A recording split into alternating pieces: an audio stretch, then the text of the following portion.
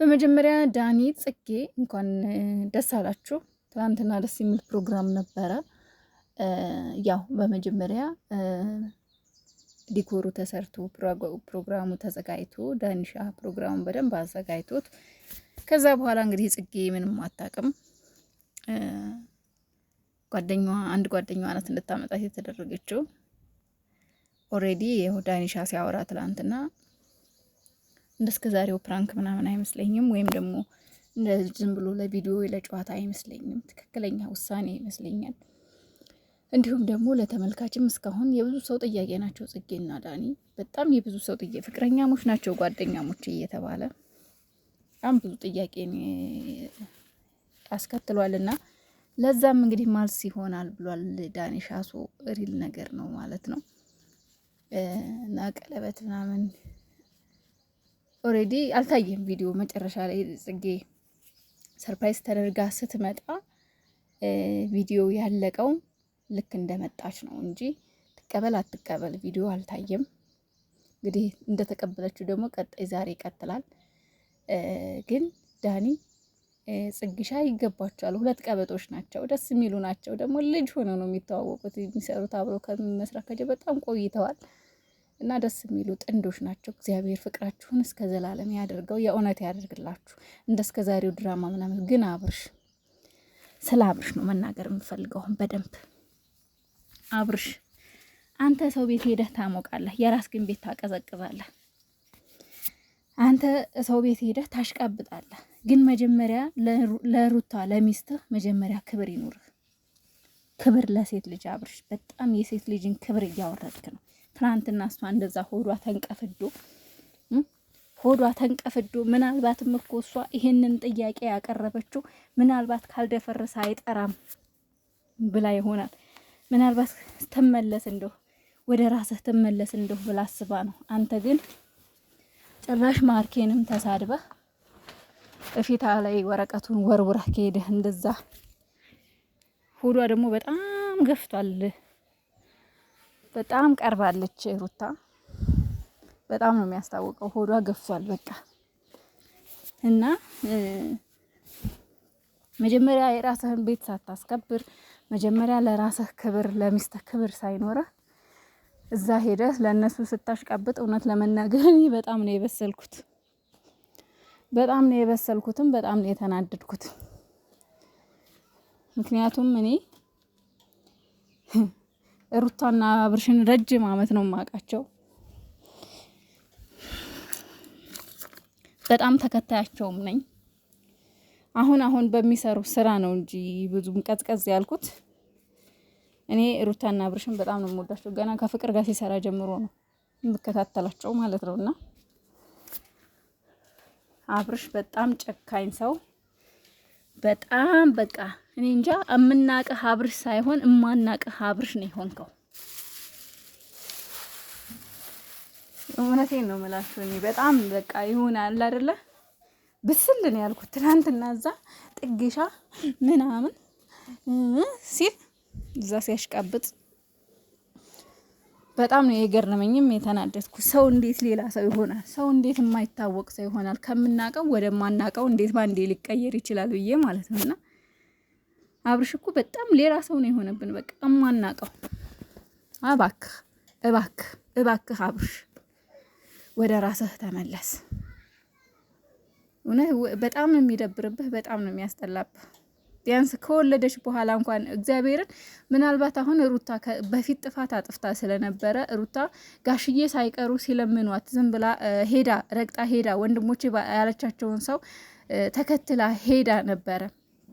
በዛን ሰዓት ሩታ ጥፋት ስላጠፋች ሌላውን ተውትና ጋሽዬን ትታ በመሄዷ እሱ ጥፋት ሊሆን ይችላል። ግን ቢያንስ እስክትወልድ ድረስ ታግሳሃት ምን ችግር አለው? ከዛ በኋላ ብትወስኑ። አብርሽ የተደበቀ ነገር ካለ ደግሞ ወይ ግልጽ አድርገውና እኛ የምንረዳህ እኛ የምናግዝህ በምናግዘው ነገር፣ ምንም ባናግዝህ እንኳን ቢያንስ ከስድብ ትድናለህ፣ ቢያንስ ከፍርድ ትድናለህ።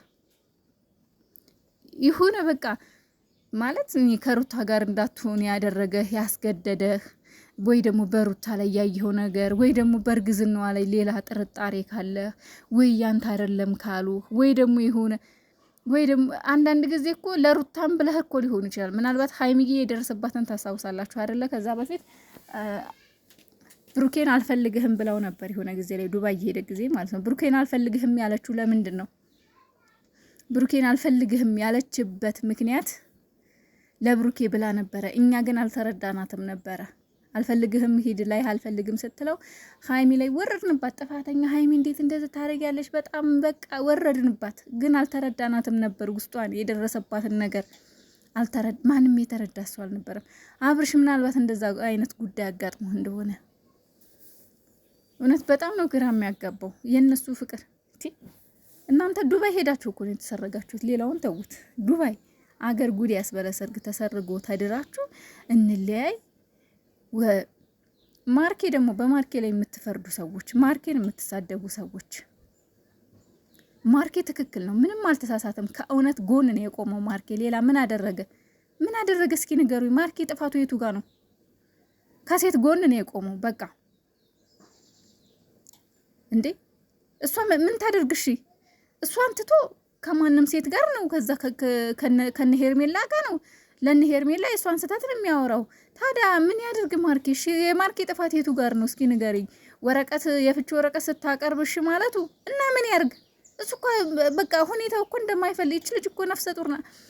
አንደኛ ወይ እኮ በቃ አጠገቧ እንደሌለ ሰው በቃ አሁን እኮ በቃ ቆርጠው ተፋተዋል ተብሎ ራሱ ቤተሰቦቿም እኮ ከጎኗ ይሆናሉ። ነገር ግን ባሏ እያለ ያስረገዛት እያለ እች ልጅ ነገ ጧት ስትወልድ ማን ነው ከጎኗ ሊቆም የሚችለው?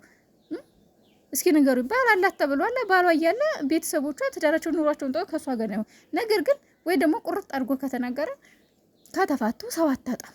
አንድነቱን ብቻዋን ትጋፈጠዋለች። አሁን ወይ አልሄዳ ወይ አልመጣ እት ልጅ እየተሰቃየች እኮ ነው። ምንድነው የምትሉት? ይሄንን እኮ ውሳኔ የወሰነችው እኮ እንደነገርኳችሁ ምናልባት ወደ ራሱ ይመለሳል።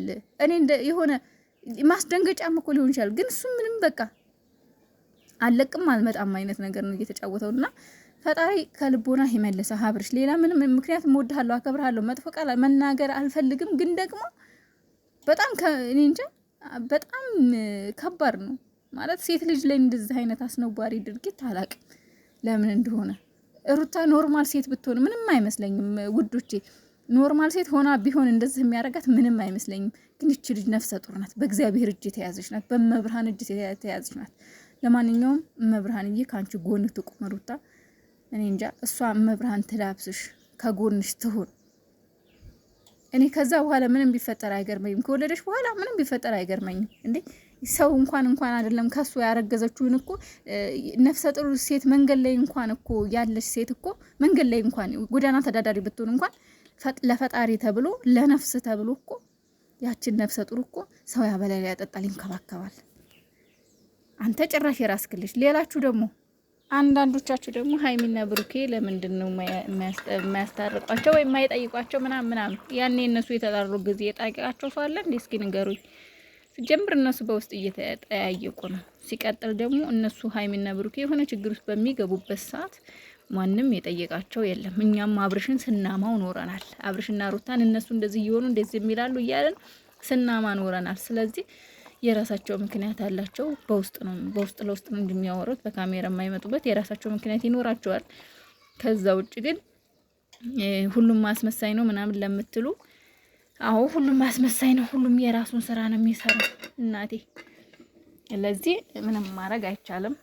ሀይሚና ብሩኬ ደግሞ እዚህ አይደሉም፣ የሉም። አሁን ቫኬሽን ወጥተዋል።